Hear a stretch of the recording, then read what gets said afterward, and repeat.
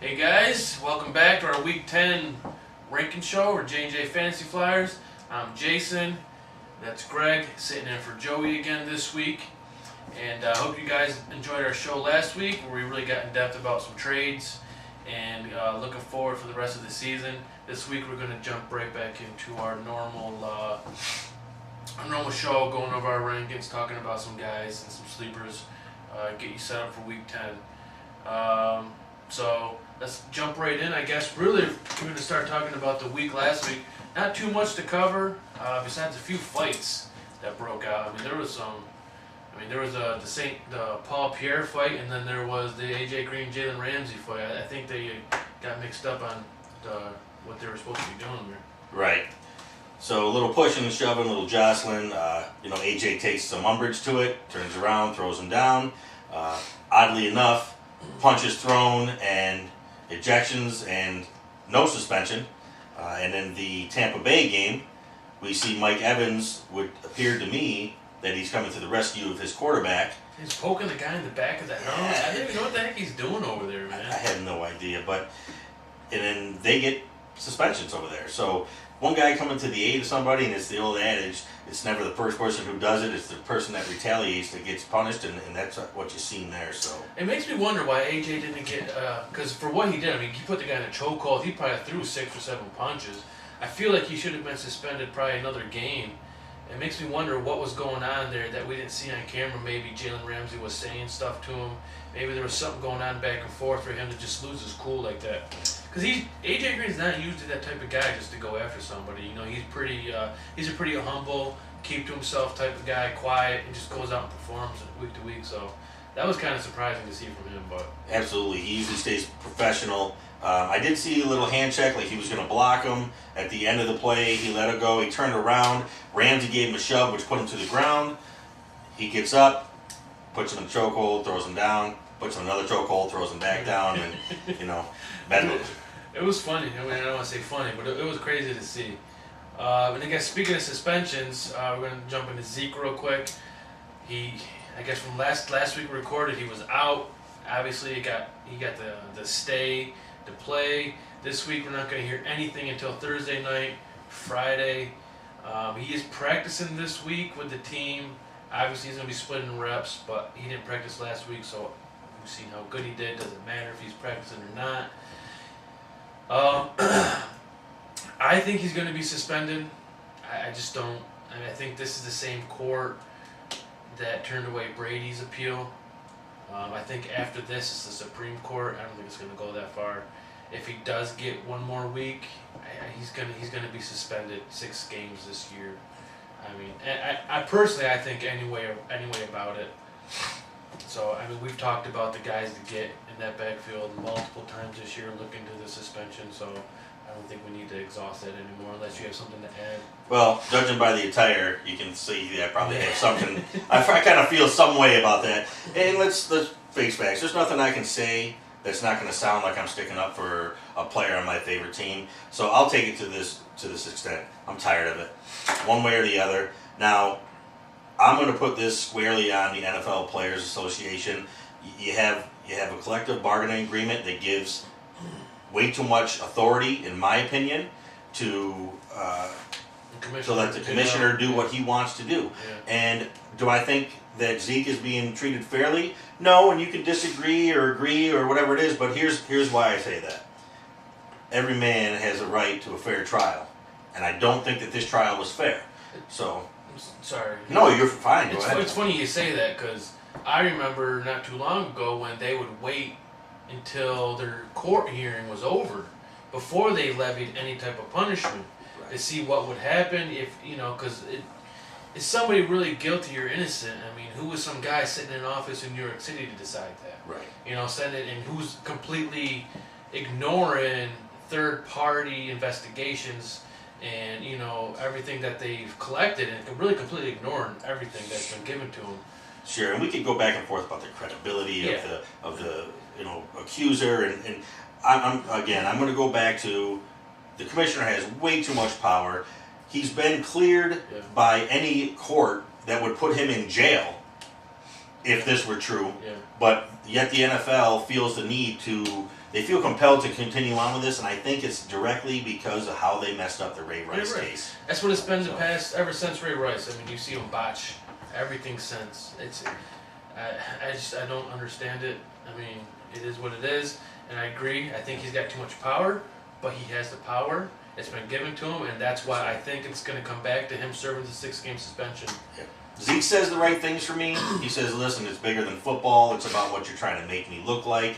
And those are the right things to say. I don't want to be labeled that way.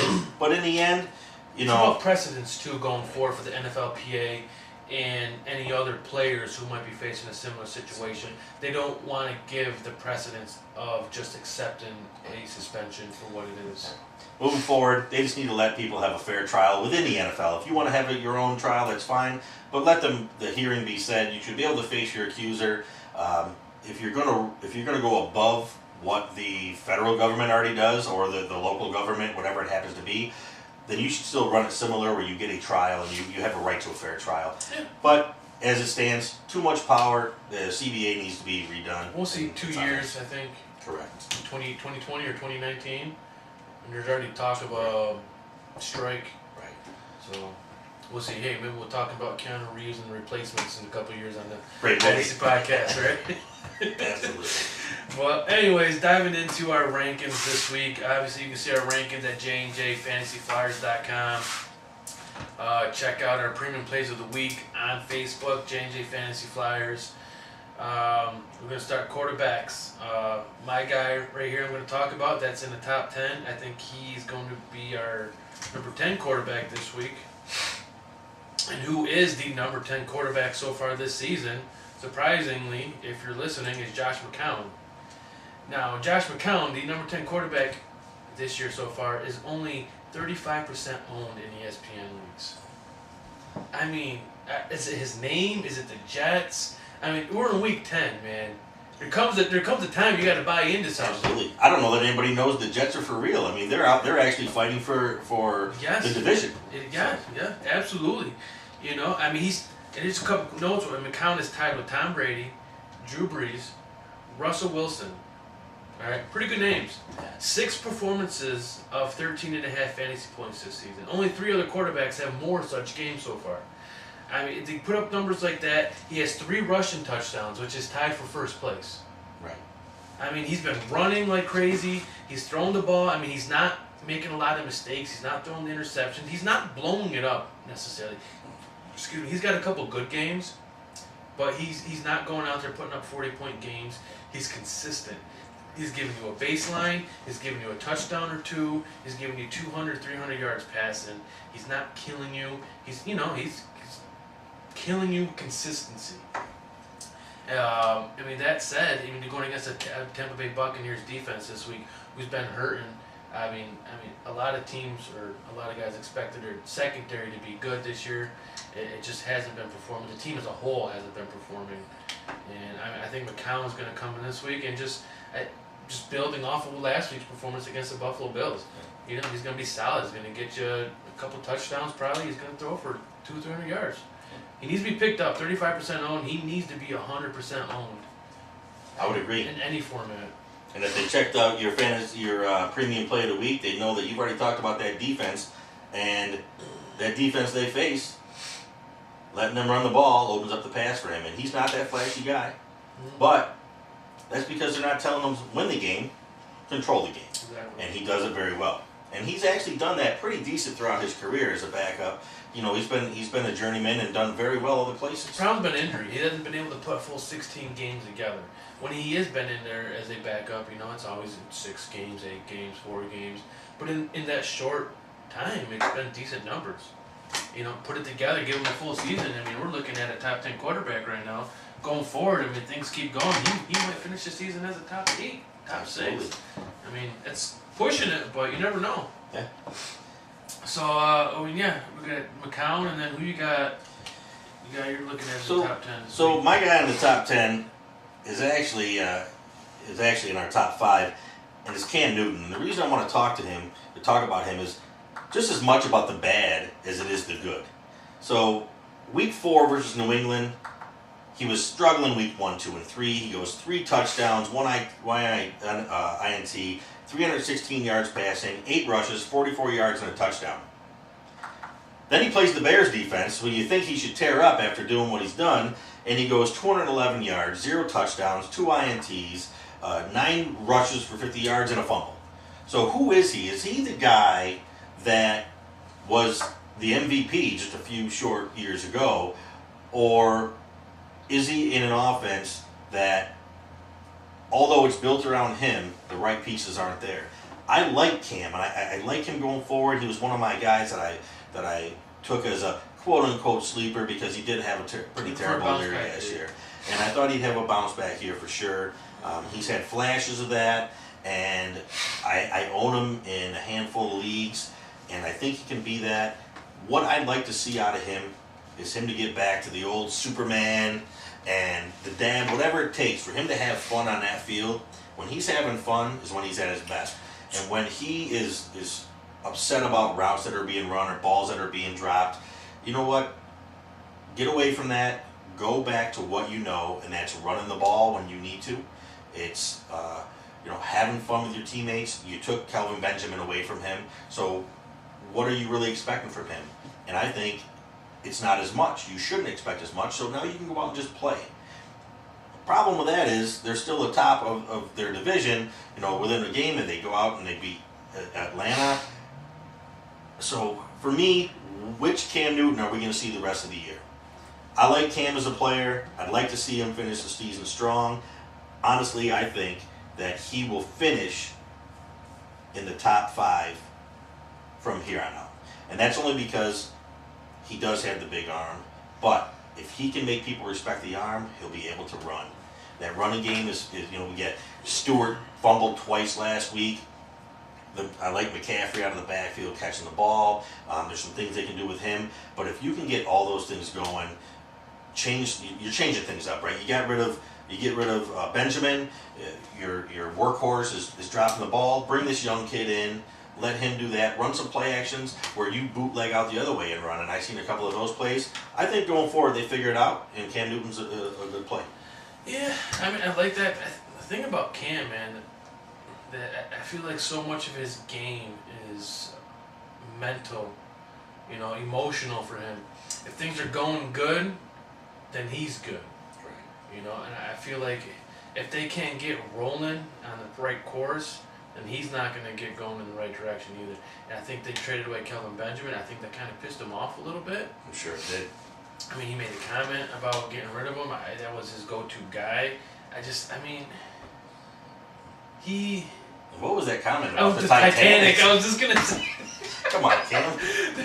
The Titanic's got to keep. Gotta go on like the Titanic. What? Did you see Jameis Winston? You got to eat a W? Yeah. You want a W? You want to eat the W? Yeah. Come on, what are these guys doing? Yeah. Anyway. Threw me out. That was one of those moments like, yeah. What did he just say? Yeah. You're 100% right, and it is, and as I said, when he's feeling good, he's playing good. It might be Olsen. I mean, Olsen. Dixon's been good. Olsen has a chance to start practicing. Yeah. The boots off, everything's good. He's been walking. He's cleared to practice next week, so that's a huge boost when he comes back, because when Olsen's in there, he's not even like a tight end. Mm-hmm. All of a sudden he's more of a wide receiver, mm-hmm. and with Benjamin out and him back, he becomes that guy. Now Greg Olsen's a guy to own if he's available in your league. Absolutely. Yeah, I definitely like that. Good look forward to for Cam Newton, and then I'm gonna kind of come here with Ryan Fitzpatrick, who. How's that working? I don't know what that was. It's NFL.com. But Ryan Fitzpatrick, who is playing at least this week, possibly more.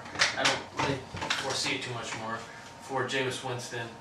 He's 0.6% owned. Obviously, no one owned him. Jameis Winston's the guy there. He's going against the Jets. Really, I just picked him because I wanted to talk about him. I know the Tampa Bay offense hasn't been that spectacular. Mike Evans is out this week. It's going to hurt him a little bit, not having that big guy to go to. But Fitzpatrick has been a serviceable quarterback in, short periods. He had the one big year in New York a couple years ago. He gives you a good week here and there. The Jets defense, as good as you might think it is, it's not that great, especially against the pass. They're liable to let up the big plays. Deshaun Jackson might see a big throw. But again, it's really just a highlight. Fitzpatrick is the guy in Tampa Bay this week. He's gonna get his opportunity. He's probably gonna, get you a couple hundred yards passing. I wouldn't expect him to go there and light it up in 1 week for you. Again, I think it's another big bye week. So if Fitzpatrick is out there, you got to pick him up and play him. You feel good doing it. Jump on him before it's too late. I'm not sure who you got as your second quarterback, but My second quarterback is Eli Manning. The reason I like Eli Manning is because of his intangibles. He's lost so many of his receivers, 2 of them to IR. He's got Shepard back now, but I love the emergence of his young tight end, kid they picked in the first round. I know we'll talk a little later about tight ends, but the running game has stepped up. Darkwa is doing his thing. He's getting big runs, and even Gallman is coming in and being serviceable. The run feeds the pass. Eli Manning, if you go back historically and look at his touchdowns, he's usually a 25 to 30 touchdown guy. Yeah, he throws his fair share of INTs, but he's taking shots down the field. A lot of it is because they're playing from behind most of the time, but I think, given his history, he's still decent enough, serviceable enough that if you needed a guy, you can go out and still get, 15 points out of him depending on what kind of league you're in. And I don't think the problem's him. I think it's the line, man. They're not giving the time necessary. He's not a mobile quarterback, Yeah, not whatsoever. He's just like his brother. He can step up in the pocket. He can give you a little side step here and there to buy some time. But that line has been so horrible. I think they've been getting a little better with the run game, like you said. The run game finally putting up some numbers. It's going to take a little bit of pressure off of him. Not getting the pass rush. They got to respect the run a little bit. I'm not a huge fan of Eli Manning personally. I haven't been, especially the past few years. But I can definitely see the case where you want to put him in to start him this week. Certainly, and again, it's more of a play that if you need somebody, bye weeks, especially injuries. against the 49ers. Right. So if you're one of the guys like many of us that own Winston, Yeah. and you don't feel that Fitzpatrick is your guy, you want a guy who's been starting all year, Eli Manning could be that guy. History has a way of repeating itself, and he always has the opportunity to have a big game. He's been there, 300, 400-yard passing, 4 touchdown games, so he knows what it's like to be in big games. He's got his Super Bowl rings. I don't ever want to sell him short. It's a team that is on the brink of being completely dismantled because there's age issues, the line is not so good, a lot of different things there, but he can still get it done one game at a time. So we'll see. Yeah, that's a good point. It's actually, speaking of that game, the sleeper this week I'm going to talk about is C.J. Beathard, who goes against the Giants' 31st ranked defense against the quarterback. And Beathard really hasn't been that bad this year. He hasn't been great, but he's not killing you. I think he can easily get you a couple hundred yards and a touchdown, which is a bye week fill-in, which is the only reason why we're using him against a bad Giants defense, surprisingly a bad Giants passing defense. I think he's serviceable. Put him in. If you're really hurting, he's probably on your waivers. There's really not much to say about him. He's not killing you. He's not gonna light it up for you. I like him better. Just take a look real quick. I like him better than guys like Phillip Rivers going against Jacksonville this week. Maybe even Jacoby Brissett, Blake Bortles, Brett Hundley, who are ranked above him in even our rankings. But I go by what you expect, and I think C.J. Beathard is going to be okay for you this week. I would agree. There's definitely a chance for him to have a good game, and they're hungry for that first win too. So never underestimate the power of that hunger. You get to stay in a close game against a defense that doesn't defend the pass so well, and maybe some good things can happen. The third guy I would like to talk about, if you're really in trouble and you're just looking for that guy that has a chance to break out, I like Drew Stanton. Drew Stanton is a guy I'd like to comparable to Ryan Fitzpatrick. He's good in small doses. He's that guy that can. He come in. He will never be the starter on any team, not for a long period of time because he's not that guy. But he's serviceable as a backup. He knows the system. He's been there for a while. He's had plenty of starts. And when he gets the opportunity to have a couple of weeks of reps with the first team, then he's going to get better and better. And you're going to find yourself, seeing this kid throwing for 300 yards and a couple of touchdowns. It's completely possible. He's done it before. Last week 200 and 2 touchdowns. Maybe this week 275 and a touchdown. Yeah, I mean, I had to play him in a pinch last week. I actually had Brady, and I had Luck, who I was expecting to be ready to go by week 9. Obviously, unforeseen circumstances, Luck wasn't ready to go. And I didn't realize, I realized my situation. I guess I didn't realize the severity of my situation until after waivers went through, and I'm like, oh man, I need a quarterback. So I ended up picking up Drew Stanton, who he gave me 20 points. Yep. Against the Niners, granted, but give me 20 points and I'll take it. And I think he's a good play, a good bye week fill-in. Throw him in there if you need a guy. Be happy with what you got. Definitely like that pick. And now we're going to jump to running back. And I'm going to jump on Melvin Gordon going against the Jacksonville Jaguars this week, which I know everyone thinks the Jaguars, top-ranked defense, can't do anything against them, shutting teams down. Well, they're actually 24th against the run. Their pass defense is number 1, second to none. It's a Saxonville, man. Do not try to pass against them. Well, running the ball, it's definitely giving. They're giving a 4.9 a carry. Melvin Gordon has 30 receptions so far this season, so he gives you that nice baseline, especially in PPR leagues. And you mentioned the top 5 running backs. Melvin Gordon might not be one of the first ones that pop in your head, but he's the number 5 running back so far this year. It's again same thing as last year. He's not the most efficient running back, but he's giving you the volume and he's giving you touchdowns, and now he's giving you more receptions. So all that stuff added together against a beatable rushing attack on the Jacksonville defense side, I think it's a solid play this week. Not that you weren't going to bench him. Well, you might be thinking about benching him, actually. When you see Jacksonville on the other side. You think about benching everybody. But yeah. He's a guy I think you need to play. So. I agree that they have a great defense. That was one of the things that I talked about earlier. But you're right. They're not that great against the run. They have a lot of sacks that on third downs they're getting out of there. He has been getting better each year, and he continues to catch the ball better out of the backfield. That's a great pick as well. My top 10 guy just sneaks into the top 10, Carlos Hyde. Playing against the Giants defense, you talked about that earlier. Their pass defense is not the greatest in the world, and neither is their run defense either. So a lot of question marks over there. I think you can run against them. My favorite thing about Carlos Hyde, there was a lot of questions whether Burrito would start to surpass him for some of the touches, but he's become a better pass catcher. He's catching the balls not only on second down, but he's in there on third down. He's catching third down targets for first downs. I like the fact that he is a 3-down back. I've seen a lot of progression from him over the last couple of years too, and that's saying a lot when you're playing on a team that's not very good. So a no-win team, he's still averaging 70 plus yards a game, and he's getting 3-4 targets in the pass game, bringing them all in. His hands are pretty decent, and he runs with anger, which can be bad sometimes because then you get hurt, but he finishes runs, and I like the way he does that. I'm a huge fan of people who finish runs. Yeah. I don't want to see the 3 yards in a cloud of dust. I want to see you put your head down and finish people. That's why. Turn a 3-yard run into 5 yards. Exactly. Yeah. When you hit the defensive back or the linebacker, you push them back, and that's why Zeke always seems to average 4 or 5 yards, because when he hits somebody, he's always falling forward.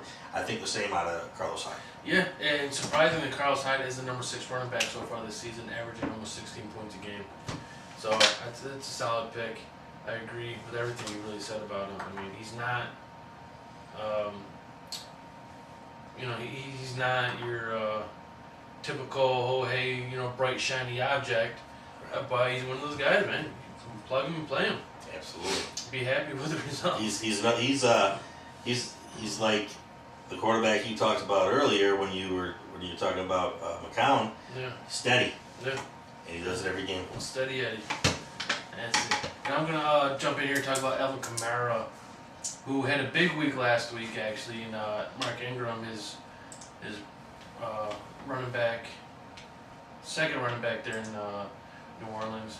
But the Saints take on Buffalo this week, and I think it's in Buffalo, so it's gonna be a cold game. Saints don't perform too well in the cold. It's Kamara. I know the Buffalo defense has been good. And I mean, you saw New York beat him for a couple of long plays last week. I think Kamara is one of those guys. Man, I think it's really why his role is so good in New Orleans. Is I feel like he gets lost in the shuffle. You know, you got too many guys to worry about. You got Drew Brees in his passing game. You know, you can't really single in on any one guy too much. And Kamara just sneaks out. He's constantly just sneaking out of the backfield, and he's just taking it. And he takes a pass and he turns a 5-yard or a 2-yard reception and turns it into 8-10 yard gain. And I mean, he's even getting the carries, man. He gets carries. He's averaging, I think 40 yards rushing a game. Off the top of my head, I'm not really looking, but I'm pretty sure that's around what he's averaging. He's a solid play, and I guess a tough Buffalo defense. I don't think anyone was really questioning benching him, but if you had any question about his performance this week, I think you're going to be okay playing him. Tough to bring down in space. He Yeah. catches the ball. He can make a move. Yards after catch. He's not the biggest guy, but sometimes he runs through people like he is. I like him. He'll run around you. He'll run through you. He's averaging 7 or 8 targets a game, so he's 5, 6, 7 catches. He's probably averaging as many yards receiving or more than he is rushing, and now he's starting to get more involved in the rushing attack too, so I agree. The next guy I would like to talk about, Joe Mixon. He's another guy that I'm going to talk about similar to the way we talked about Cam Newton. Who is he? What's his identity? We heard about him through the draft. It was a bad decision. He's got character issues. None of those have surfaced yet at this level, and it's about football. And last week he was named the starter. He still didn't see a whole bunch of touches. 10 attempts, 18 attempts in week 3, and then every week from there it went down, down, down.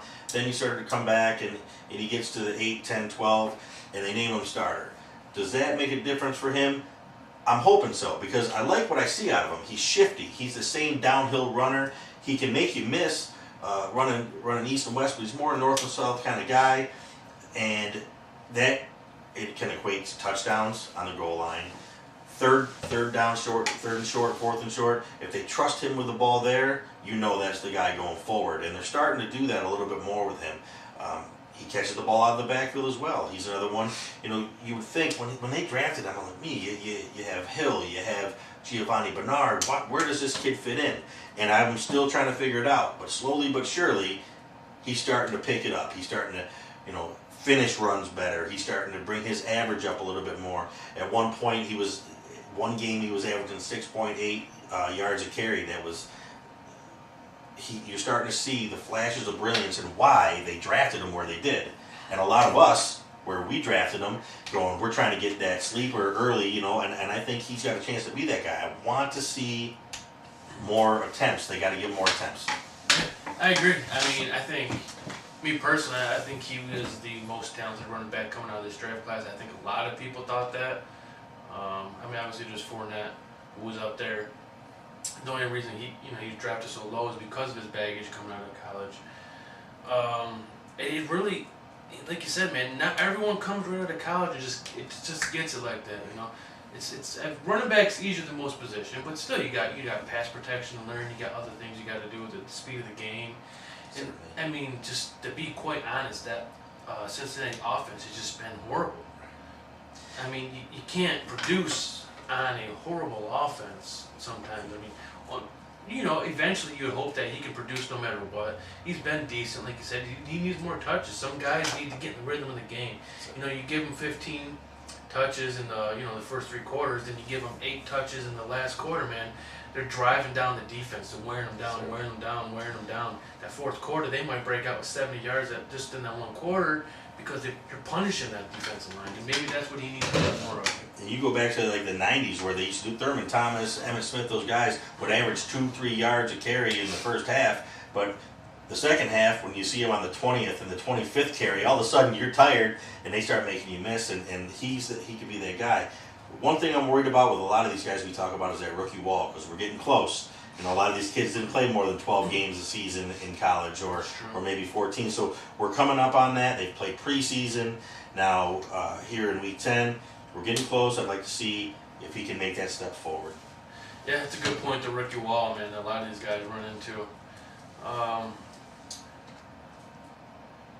All right, so moving forward here, I'm going to talk about Bilal Powell. He's kind of my third running back I want to talk about. If you watch my premium play of the week, it's who I picked. I think he's going against a very beatable Bucs defense. He's been averaging 4.9 yards a carry. He's really been solid, just like that Jets offense has really unexpectedly been solid. He looked really good against Buffalo. I mean, I really think of Powell, and for some reason, like a big bruiser comes. He's not the fastest guy, but he's quick. He's been able to break some decent runs this year. I think he's got an 80-yard run. He's got like a 60-yard run, 40. He's got these long runs he's been breaking, and I think he's got the opportunity against the Buccaneers to definitely break a couple more. And he's really good. The great hands he's got on the backfield, and can catch the ball on check downs and even design screens. So Absolutely. I do like him. The guy I like that you may not have in your lineups, but he's owned, Derrick Henry. He's vulturing a few touchdowns here and there. He's starting to see an uptick in his play. Now you have DeMarco Murray's knee a little banged up. He played through it, but it's sore. He's not practicing. Do they give him a week off or put him in that second running back role? I really like Derrick Henry to break out. I like him to break out to the tune of 75 and a touchdown this week. And I want to say we have him ranked in just made it into the top 25 or so. He is a guy for me that, again, not fast. He's not going to break 50-yarders, but he's that bruiser that can punish you. And in the second half, all of a sudden, 2-yard carries turn into 5-yard carries, 5-yard carries into 10-yard carries. If he can get into the secondary, there's not a lot of guys, wearing number 21 or 22 that want to stick their nose in there against that kid. He runs hard north and south. He's not a left and right jukey kind of guy. He's going to run between the tackles, try to get up the field. I got him in the 30s, by the way. And you have him at the 30s? Low 30, 34. 34, Yeah, actually, 28, somewhere 28, 30. I might bump him up a little bit now that I'm looking at it. Again, I think I might bump him up to 30 above Damian Williams against a tough matchup in Carolina.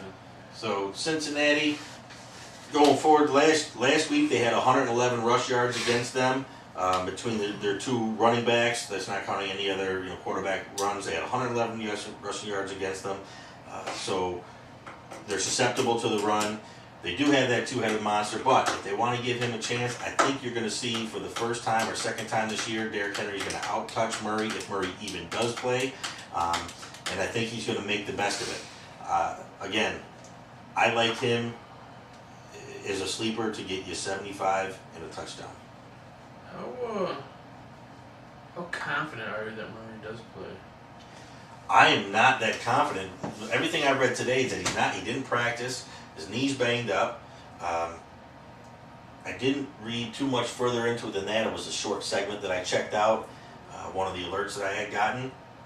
And honestly, he hasn't been the guy he has for all year from last year. He hasn't been very successful on anything, really. And he seems to be always banged up this year. A hamstring, Yeah. a knee, something's been hampering him, a groin, something's been after him all year. Henry comes in, and he's gotten big chunks and faltered a couple touchdowns from those of us who own DeMarco Murray. I don't think Murray's a safe play at this juncture. I think I would probably even go Mixon if I had him, or one of these other younger backs. And Henry, if I had the two of them, I would probably go Henry this week. I agree. I mean, he has been hurt, and one thing we talked about, not me and you, but Joey and I, on one of our previous episodes, was Murray coming off of the bye. You know, he was going to get healthy on the bye. He's going to come back, and he's going to be DeMarco Murray. The whole Tennessee Titans offense, you know, Mariota coming back off the injury, we thought it was really going to start finding itself. Which it looks like Rashard Matthews is the only one that really found himself again this week. And Eric Decker, he finally got a touchdown. That's good to see. But Yeah, for sure. You know, he's one of those guys you want to root for, right? Decker's a good guy. Yeah, he is, man. I love that dude, but he just hasn't done shit this year. Anyways, man, Derrick Henry, good play. Moving forward, we're gonna jump into wide receivers, and I mean, we talked about the fights this week and all the chaos going on. So why don't you jump right in here and talk about your guy this week? So my guy this week, AJ Green. I know it's easy to pick top receivers, but in this situation, I like him to come back and have a statement game. He really hasn't had that statement game. He's always AJ Green, right? You throw to him, you get it near him, he's going to catch it, make great catches, make great plays. But after last week, costing his team by getting ejected, you know, we talked about how he's usually professional. You don't see that out of him. I think he comes back, shows some composure, has a bounce back game. I like him for over 100 yards and a touchdown this week. I wouldn't care what defense he was playing against. I think he's going to be more focused than he has been. I think he wants to pick his teammates up, almost like an apology for getting tossed out of the game. I know in the heat of the battle, things are a little bit different, but I'm sure when he was walking off that field, he was like, man, I wish I wouldn't have done that to my teammates. I see him more as a team guy and not a me guy, because he can watch, you know, when Marvin Jones was still there, have him catch 3 touchdowns and he'd be the first one over there to congratulate him. He's not a me guy. He's a team guy, and I think that really is probably getting to him. I'd like him to bounce back this week. Over the middle, down the sideline, I think you're going to see at least 10 targets and probably, I'll go out on a limb here and say 9 catches out of him this week. Yeah, I mean, I agree. I really agree with the statement you made about him coming back and trying to make it up to his teammates. I'm a huge AJ Green guy. Love him. I think he's better than Julio with a less than better quarterback. You know, I think he's the top 3 wide receiver in the game right now. And I'm just looking at some numbers real quick. I mean, he's got 2 games, well, 3 games with 10 targets or more. I mean, that's not his game, man. I mean, he's got 2 games with over 100 yards receiving so far this season, 4 touchdowns. I mean, he's on pace for under 120 targets. I think there was 2 wide receivers last year who were top 10 receiver with less than 120 targets. No, 120 receptions. 120 receptions. So if you're not getting 120 targets, you're not getting 120 receptions. Right, absolutely. So your chances of making the top 12 receivers are slim. I mean, he's a top 10 receiver so far this year, but we know how some guys come out at the end of the season. We know there's a guy right now sitting in the number 30 wide receiver that's going to finish in the top 10. You know, there's a guy sitting at 25 that's going to finish in the top 15. There's these guys that are waiting for the second half of the season, man. They're going to come in. They're just going to blow up. I mean, AJ Green's not sitting way back there. He's a top 10 wide receiver so far. I see really big numbers for him coming up. He's going to get to where he normally is. I mean, there's just too much going on in the offense, man. I just can't key in on it. He's been the most consistent thing, I guess, if you can say that. I mean, you know, 70, 60, 160. I mean, he's getting the yardage. He's not getting the targets and stuff, man. And I think it's going to start to come. And remember this. Marvin Lewis coach teams don't miss the playoffs very often. They don't win in the playoffs very often. They don't win in the playoffs, but they get there. Yes. And in order to make a run in it this year, they're going to have to pick it up. They're going to have to start playing the games they know how to play. That means improvements everywhere. Quarterback play, it all starts up front with that offensive line. If the offensive line can go, then we can be talking about AJ Green as a top 3 receiver this year. If they can keep Dalton upright, mix it in the mix, get him running the ball better, and let AJ Green do his thing. Yeah, and I mean, just real quick, I'm going to do some really quick math in my head right now as I'm thinking about it.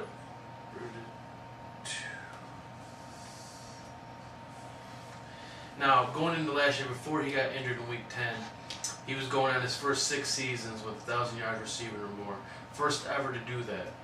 He got injured in I think it was week 10, and he was less than 10 yards shy of 1,000 yards.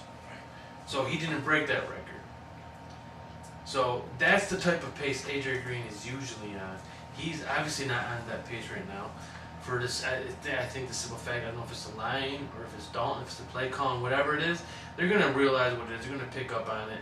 They got to make that playoff push, like you said. I mean, I could keep talking about this guy. He's one of my favorite players in the NFL, as you can probably tell. But And he's still on pace for 1,100 yards. It's not as flashy. We're used to in week 5 he's 189 and a touchdown. We're used to that guy. Yeah. Being at the 90 to 100 yard mark and having those big games. We're not used to seeing 63, 41, 27. So you're right. Yeah. He's quietly at 578 yards with 4 touchdowns, but that's not the AJ we. Yeah, absolutely. So I'm going to jump here. My guy's Doug Baldwin, which may seem like a surprise, and the reason I want to talk about it is I want to highlight the fact that he's going against Patrick Peterson, the Arizona defense. Patrick Peterson is one of the best, if not the best, cornerback in the game right now. The thing about Baldwin is he wins in the deep ball game, which Peterson can be beat. And I think that's where he strives. That offense strives, and I think Russell Wilson, he extends a play. Next thing you know, he's shooting a 50-yard bomb to Doug Baldwin, and I think that's where his opportunity is going to come. And I think he's going to make the most of those opportunities because Patrick Peterson, he doesn't. I mean, he's good. Don't get me wrong. Right. But I think Baldwin has his opportunity. He's going to get a couple, I think 3 chances to get those big plays. He's going to make the best of them once or twice. He's going to give you an okay game. He's still going to be wide receiver 1 this week.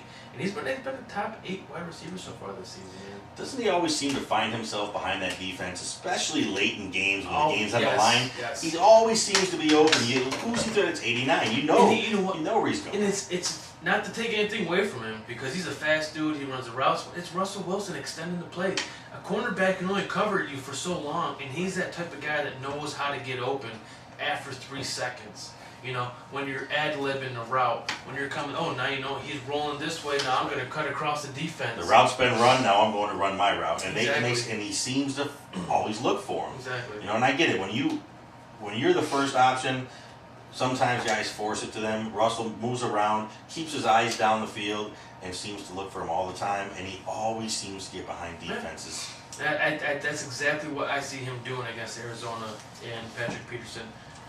So, and then I'm going to jump from that and I'm going to talk about my guy, man, who I got everywhere this year, and I was huge on him coming into this season.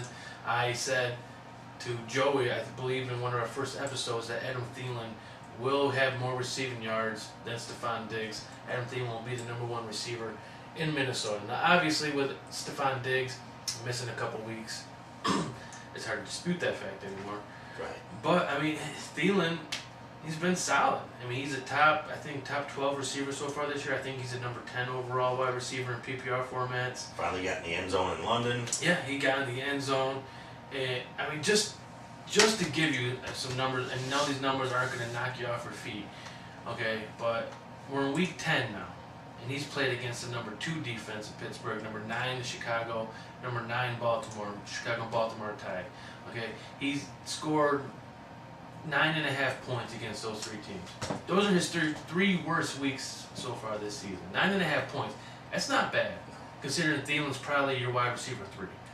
Okay, number 11 defense, he scored 25 points against New Orleans. And number 20th defense against the pass is Cleveland. He scored 20. He goes against the number 16 defense this week in Washington. He's going to give you 20-plus points this week. He's had a tough season for defenses. And he's a top 10 wide receiver. Plays in a tough division. He does, and with Stephon Diggs coming back, I think that opens it up even more because I think defenses respect Stephon Diggs more as a wide receiver, even though Adam Thielen, I think, is naturally the better receiver. He's that Jordy Nelson type of guy. Certainly. And speed kills, right? So Stephon Diggs gets a lot of targets. He's shifty, he's small, he's fast. Thielen is steady. He's another one of those steady guys. Yeah. And I agree with you. He always seems to be around the ball. He's the guy that they're targeting. Even if it's a bad throw, they're targeting him on third downs because they know that he'll go over the middle. He'll take that hit. He's not going to stretch defenses. He's not going to beat you over the top too many times. And yeah, Thielen is another guy that I would agree with you 100%. Was one of my targets, and I own him in several leagues myself. Yeah, nice. And he has definitely turned into a guy that you can count on to be 10 to 12 points. Absolutely, I love that guy.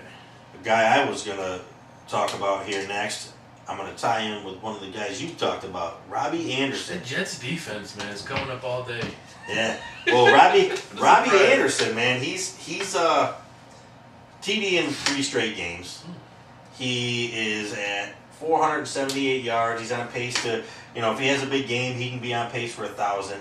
He's seeing his targets are not huge, but he's catching what comes to him, right? So his biggest week was 12 targets. He only went for 76 yards. Then he turns around with 6 targets and makes all 6 receptions for 104. 5 last week, catches 4 of them, finds the end zone. 6 and 3, he makes the most out of his targets. He seems to find the end zone, and McCown likes him. He's another one of those steady guys. You talked about McCown, how his play is. Well, he's one of the guys he can go to. He's got Curley on one side. He's got Robbie Anderson on the other, and on a team that wasn't supposed to be good, they're pretty good.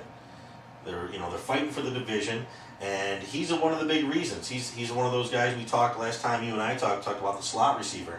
And when your number ones are getting doubled, and safety's playing is helping on that side, leaves you open a lot more routes, short intermediate routes, and he seems to be that red zone target. I like him 3 straight in a row. I like him to get a 4th in this game and eclipse. I'm going to say he's going to eclipse 60 yards. Wide receiver number 1, no, by no means, but 2 or a flex play, absolutely. Yeah, I definitely like that. And again, Tampa Bay's the number 31st offense, or number 31st defense. And against the pass. I love his chances this week of getting another touchdown for the 4th straight. He's scored over 11 points for the past 4 weeks. I mean, the guy is just getting better as a player on a Jets offense that is getting better as an offense the further it goes into the season, man. He's not the flashy name, but it's one of those guys you get on your team, and you put him in as your flex, and he's going to give you 15 points. He reminds me of Travis Benjamin a few years ago when he was with the Browns, and you're like, who is this guy? Yeah. And every week he just keeps producing, keeps producing. You put a guy in your flex, man, you expect those duds, and you hope for those big games. This guy you're putting in your flex, and he's performing as a wide receiver too. Because he's the number 1, he's the number 21st ranked receiver so far this year. So he's a top, he's a number 2 wide receiver in your flex place that 90% of guys probably picked off of waivers this year. And speaking of number 2 receivers, the last guy I wanted to talk about with wide receivers is Emmanuel Sanders. This guy it's a tough year. Is having a tough season. We know what he's capable of. Yeah, Peyton Manning was there when that was the heyday for what he was doing. But it doesn't mean that he's any less of a wide receiver. He's been banged up a little bit, and I actually like the addition of Osweiler as the quarterback, who slings the ball out a little bit more than Simeon does. His targets went up last week. You see that Demaryius Thomas was eating all day because Osweiler's looking for him. I think that he brings some intangibles as the quarterback. He's not the answer right now, but he's the answer as of this week, right? Osweiler. And I think Emmanuel Sanders, who probably was one of the guys that you picked earlier in your draft, now we're talking about a sleeper pick for this week to get in. If you have a chance to pick up Sanders, I think you should go grab him. We know what he's capable of. I like that the offense is going to more of a pass-oriented offense under Osweiler. He does things differently. I know he may not be the better quarterback, but he's the better option right now, and he throws the ball a little bit more. And defenses, the defense last week seemed to play off the ball instead of stacking the box and making Osweiler beat him. It was almost like they thought he could beat him. So I like his targets to go back up. He's getting healthier, and I think you're going to see him in the end zone this week. Yeah, man, he's been tough to own this year, but I like what you're saying.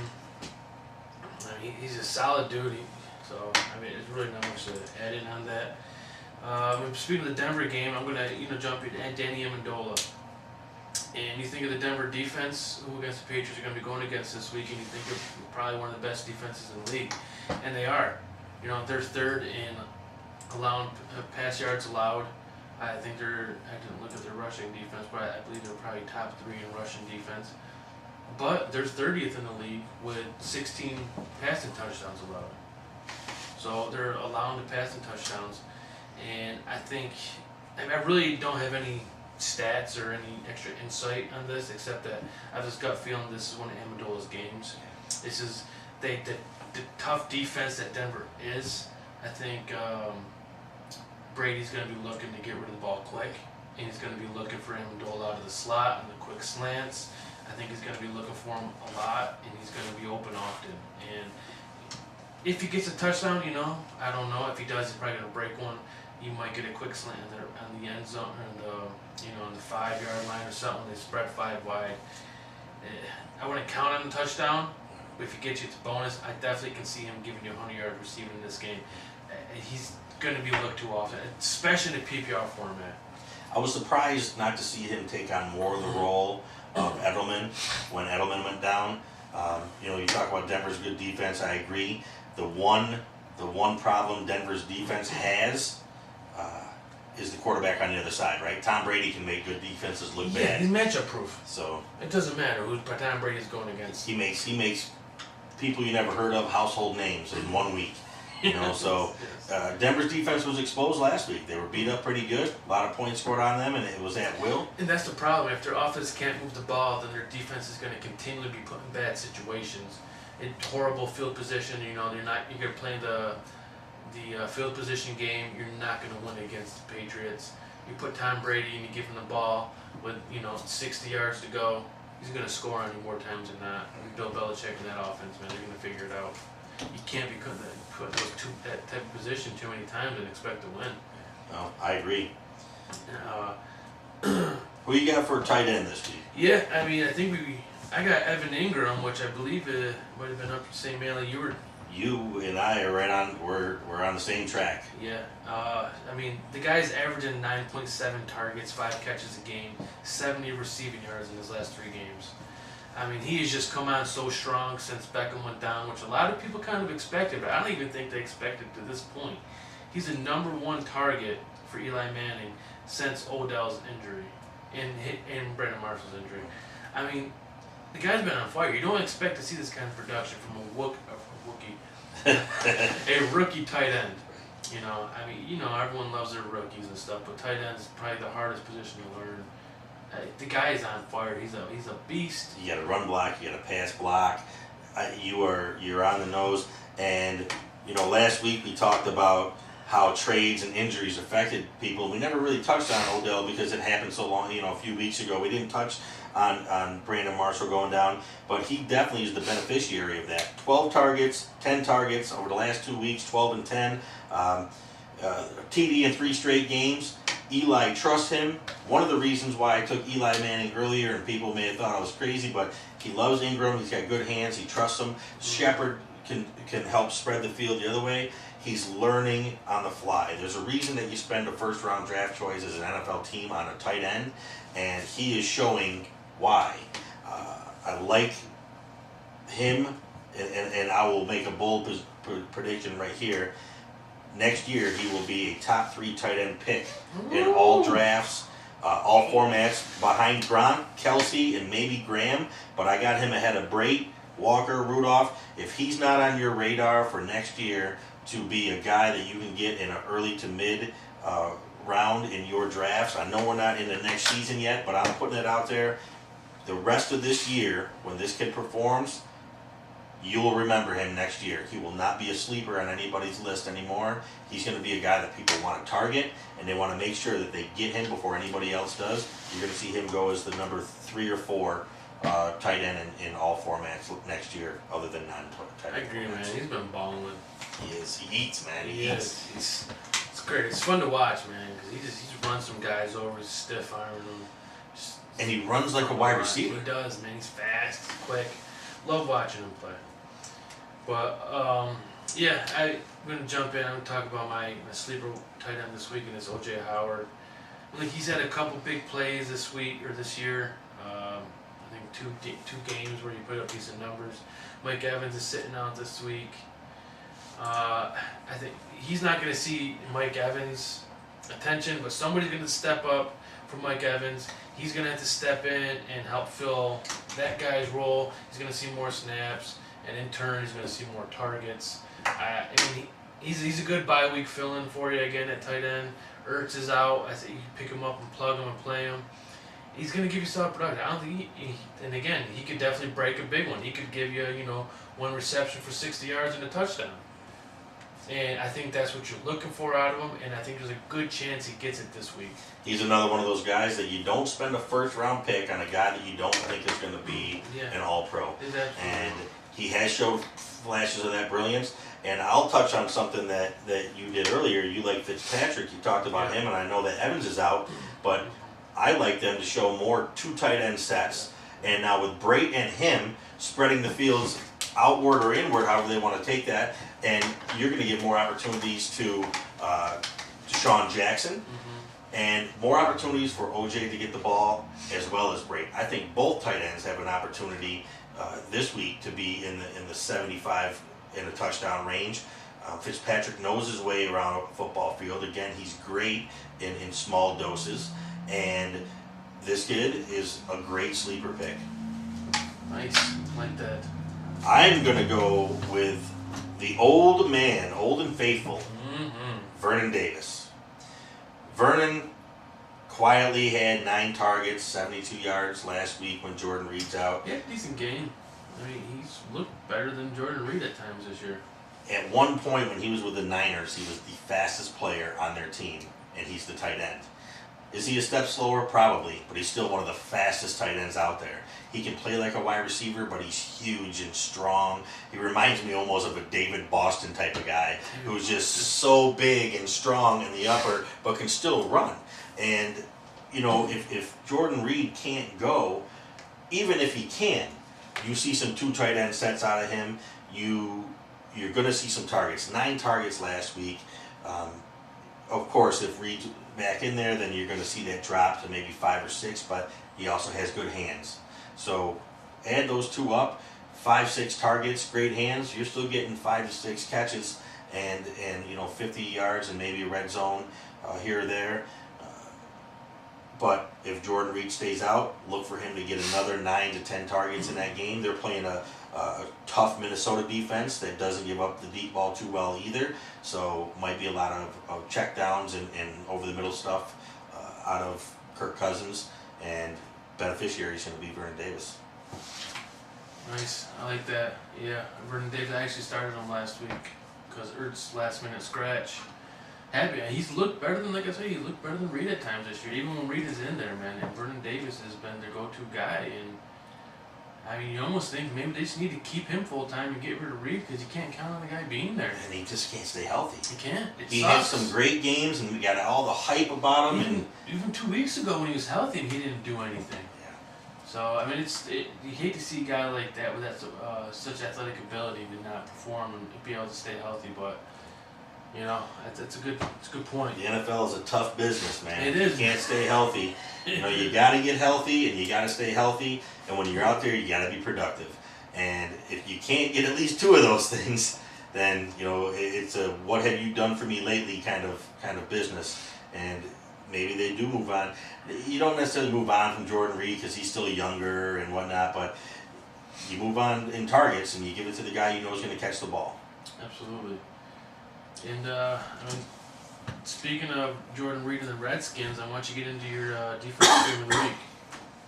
So for me, I'm going to go with Washington, and the reason I'm going to go with Washington this week is against Minnesota. There's actually some rumblings going on about Teddy Bridgewater, about Case Keenum. Case Keenum's not exactly even Sam Bradford. So he's been serviceable, but he still makes his mistakes. He's still another one of those guys that I would categorize with Fitzpatrick, Drew Stanton, guys like that who in a short term can be serviceable. They'll win you some games, but you don't expect them to carry you to the Super Bowl either. Mm-hmm. And so I think he's prone to making mistakes. Washington has actually been playing pretty good ball. I mean, they just beat Seattle in Seattle. That's no easy task. The defense is a big part of that. Last week, you have two great defenses in Houston. Well, 2 weeks ago in Houston and Seattle, and you thought the game would be 13-9, and it turns out to be this huge scoring. Well, you turn around, and I expected Russell Wilson to do the same thing to Washington, and they stumped him all week or all game. He couldn't get into space, couldn't find space to, he would extend plays, but as soon as he would roll out, there was somebody there. And they were forcing bad throws, forcing him to get rid of the ball before he wanted to. And I think they're an underrated defense. I think against Minnesota, they have a chance, at definitely a couple sacks on the not mobile Case Keenum if he plays. Definitely some chances for INTs, especially if you're getting pressure in their face. And who knows if I doubt he's going to come back, but he's been cleared to practice. If that does happen down the road, you're going to expect some rust out of him too. I mean, it's been quite a long layoff. So yeah, I mean, I don't expect Bridgewater to be back. I mean, at least this week. Right. No. And I mean, Keenum's been decent enough that I don't think they're rushing him, or that's why they're not rushing Bradford back either, because they're still winning. So, I mean, I think they're going to wait and see what happens, man, until they need to make a decision. But, I mean, it'd be smart, I think, if they sat Bridgewater the rest of the season and then go forward. But if you're winning, why not, right? Yeah. If you got a chance to get in there, get him 100% healthy, don't rush him back. That was a gruesome injury. Yeah, it was. Where he was much like Miller. He actually had a chance to lose his leg because of the way that it broke on it, or not broke, but the injury. And get him back. Make sure he's 100%. Don't rush him back. I know he's cleared to practice. They're talking Bridgewater to practice on Wednesday. So tomorrow he's going to be on the field. So that's why people are talking. Is he playing? Is he not? You're 100% right in my eyes. You don't rush that kid back if you're winning. Yeah. If you get to a point where you think you need him and he's the better option, but I don't think he's the better option yet. No, like you said, it's just too much rust. Who do you have on defense this year? It's gonna sound like a homer pick here, but I'm rolling with the Dolphins, man. And I think they're. My computer died here, so I got numbers for you I had. But I think they're top 4 overall defense coming in this week against the Panthers. Panthers are, I think they're in the bottom 3 for turnovers given. I mean, they have 18 giveaways. I mean, we talked about it earlier. Their offense has been so stagnant sometimes. They just can't find anything. They can't get any type of offense going. The Miami defense, they let Baltimore score on them. They gave up a few points to Oakland on Sunday night, which in the 20s, which wasn't horrible. But, I think they're still a good defense. I think they're going to do decent against the Carolina offense, who really has been able to put too much together the past 2 weeks. The opportunity for turnovers, like I said, Panthers have 18 giveaways so far this year. It's a sneaky play, man. It is a sneaky play, and you know what I like about it? I like what everybody was giving your team crap for in the beginning of the year, and they were coming down on you for signing Jay Cutler. But what a difference he makes last week from Moore to him. And Moore's been in that system for a while, and again, another one of those serviceable guys, but he showed what he's not capable of, and the reason they went and got Cutler. I know Cutler's a lot of things, but the other day he's throwing the ball, he's got a strong arm, he's finding Landry, he's finding Devonta Parker, he can keep your defense off the field. And then when they're on the field, they're fresh, and they can be running around, making plays, swarming the ball, swarming to the football, creating turnovers. I like that play as well. It's a sneaky play. I know it's a homer play, but not a bad play. Yeah. So get the Dolphins on your team, play them this week, bye-week starter. I think they're solid. I mean, it might not even be on your waivers. I think they've been a solid defense all season. and they're probably sitting on someone's bench if they're not starting week to week. And I think that's really going to wrap it up this week for us on our rankings episode. Check out our rankings, JNJFantasyFlyers.com. We got the Facebook page. If you want to email us or hit us up on Facebook, write us messages, feel free to do so. We'll keep you updated on the Zeke Elliott situation going forward. As soon as we hear something, we'll put it out on Facebook and Twitter. Twitter is @FantasyFlyers. That's Greg over there again, sitting in for Joey. Thanks for having me again. Appreciate being here. It's been real, man. Joey should be back next week. But, we'll definitely look forward to having you back on as a guest again. So good luck your Week 10 matchups. Again, man, hit us up on Facebook, J&J Fantasy Flyers, Twitter @FantasyFlyers. And we'll see you next week. Good luck.